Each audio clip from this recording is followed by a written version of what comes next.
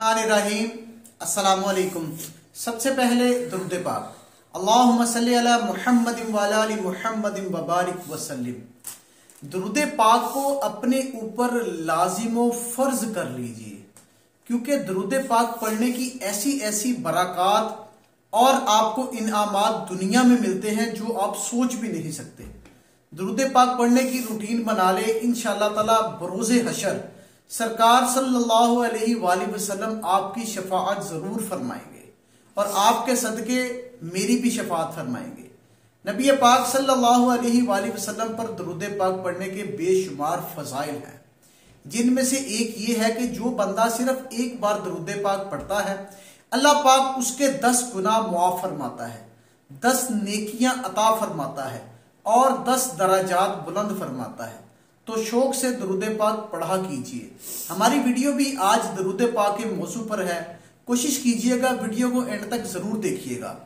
एक बुजुर्ग का कहना है कि मैंने एक बार बहुत बड़ी गलती की, मेरे घर पर शाही बाज आया मगर मैं उसका शिकार न कर सका। दूसरे बुजुर्ग कहने लगे कि ये तुम क्या कह रहे हो, किस बाज की बात कर रहे हो? तो वो कहने लगे कि एक बाज यानी कि मैं ना एक सराय का मालिक था, मेरे पास एक सराय, पुराने दौर में जो सराय आजकल के दौर में होटल है ना, पुराने दौर में सराय कहलाते थे, मगर उनमें पैसे नहीं लिए जाते थे। नमाज असर के बाद एक दरवेश मेरे सराय में दाखिल हुआ, नौजवान जिसके बाल उड़े हुए थे, रंग जर्द था और नंगे पांव था। वो आया, आकर बैठा, उसने ताजा वजू किया, 2 रकात पढ़कर सर गिरेबान में डालकर बैठ गया, बैठा और दुरूद पाक पढ़ना शुरू कर दिया। मगरिब तक यूं ही वो अपने काम में मशगूल रहा। नमाज मगरिब के बाद फिर दुरूद पाक पढ़ने लग गया कि अचानक एक पैगाम आया कि बादशाह की तरफ से आज सराय वालों की दावत है, क्योंकि सराय में ज्यादा बुजुर्ग रहते थे। तो वो कहने लगे बुजुर्ग कि मैं उस दरवेश के पास गया और कहा कि तू भी मेरे साथ बादशाह की दावत में चलेगा? तो उसने कहा जाओ, छोड़ो, मुझे बादशाह की दावत में जाने का कोई भी शौक नहीं है, लेकिन आप मेरे लिए आते हुए गरम गरम हलवा लेते आइएगा। तो वो बुजुर्ग कहने लगे, मैंने उसकी बात को फेंक दिया कि अगर ये हमारे साथ जाता नहीं तो मैं इसके लिए हलवा क्यों लेके आऊं। यानी कि उन्होंने इस बात को सीरियस ही नहीं लिया। वो समझे कि ये बेचारा ऐवी नया नया आया है, इसको क्या मालूम कि बादशाह की दावत की क्या शान है।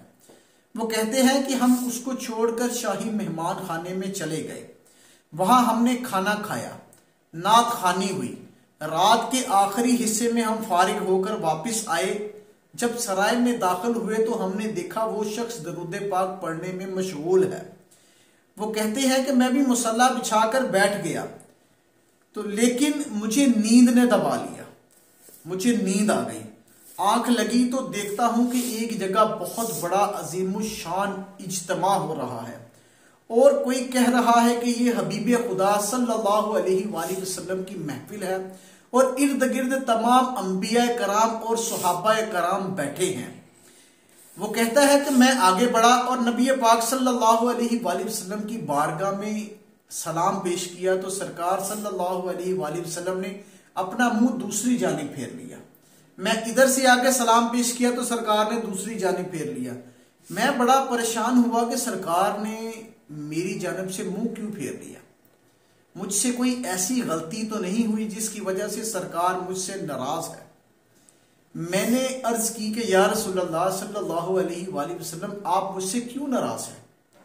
तो फरमाने लगे कि मेरे एक दरवेश ने तुझे छोटी सी मामूली सी ख्वाहिश की थी हलवा खाने की, मगर तुमने उसकी परवाह नहीं की।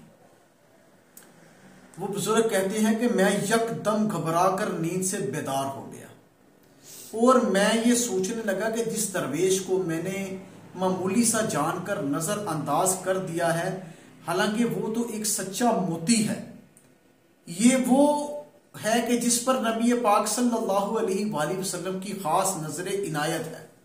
मैं जरूर इसको खाना लाकर दूंगा, लेकिन जब मैं उस जगह पर पहुंचा जहां वो दरवेश मौजूद था तो मैंने देखा कि वो दरवेश वहां से जा चुका है। वो कहने लगे कि हाय किस्मत, मेरे हाथ से एक शिकार निकल गया। अचानक कहते हैं कि मैंने सराय के गेट को बंद होने की आवाज से सुना, तो मैं ख्याल करने लगा कि ये शायद वही हो। मैंने जल्दी से बाहर निकलकर झांका तो वो वही जा रहा था। मैं आवाजें देने लगा लेकिन उसने सुना ही नहीं। आखिर मैंने आवाज दी कि ए अल्लाह के बंदे, नबी पाक सल्लल्लाहु अलैहि वसल्लम के प्यारे, आ मैं तुझे खाना ला कर दूं।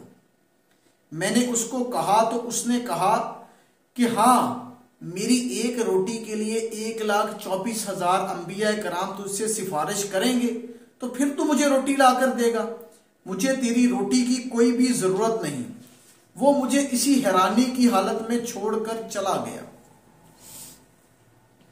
वो कहते हैं कि मैंने इस तरह का जिंदगी में इंसान नहीं देखा, क्योंकि नबी पाक सल्लल्लाहु अलैहि वसल्लम की ज़ात पर दुरूद पाक पढ़ने के जो बेशुमार फजाइल मैंने देखे हैं, उनमें से एक ये था कि मैंने उस दरवेश को नबी पाक सल्लल्लाहु अलैहि वसल्लम का खास बंदा पाया।